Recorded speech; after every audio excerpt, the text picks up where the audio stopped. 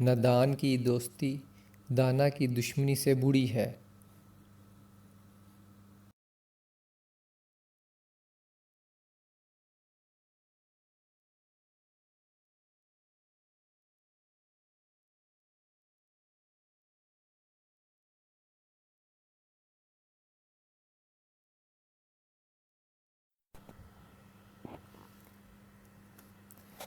ایک اژدہا نے ایک ریچھ کو پکڑ رکھا تھا اور اس کو نگلنے کی کوشش کر رہا تھا۔ اتنے میں ایک بہادر آدمی ادھر سے گزرا۔ اس کو ریچھ پر ترس آ گیا تو اس نے اپنی جان پر کھیل کر ریچھ کو اژدہا سے چھڑا لیا۔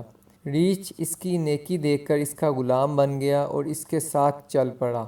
وہ شخص راستے میں ایک جگہ لیٹ کر سستانے لگا اور ریچھ اس کی حفاظت کرنے لگا۔ ایک راہگیر نے اس شخص سے پوچھا، بھائی اس ریچھ سے تیرا کیا تعلق ہے؟ اس نے اژدہے کا قصہ بیان کیا۔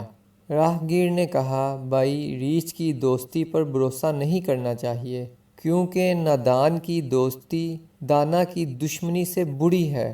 وہ شخص بہادر تو تھا مگر بہت سادہ دل تھا۔ اس نے خیال کیا کہ راہگیر اس کو یہ مشورہ حسد سے دے رہا ہے۔ اس نے اس کی بات سنی انسنی کر دی اور مزے سے سو گیا۔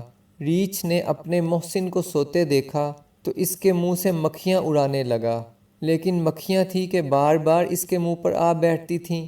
ریچھ کو غصہ جو آیا تو وہ ایک بڑا سا پتھر اٹھا لایا اور مکھیوں کو سزا دینے کے لیے اپنے محسن کے منہ پر اس زور سے پتھر مارا کہ اس کا سر پاش پاش ہو گیا اور وہ اسی وقت مر گیا۔ داناؤں نے اسی لیے کہا ہے کہ نادان کی محبت کو ریچھ کی دوستی سمجھو۔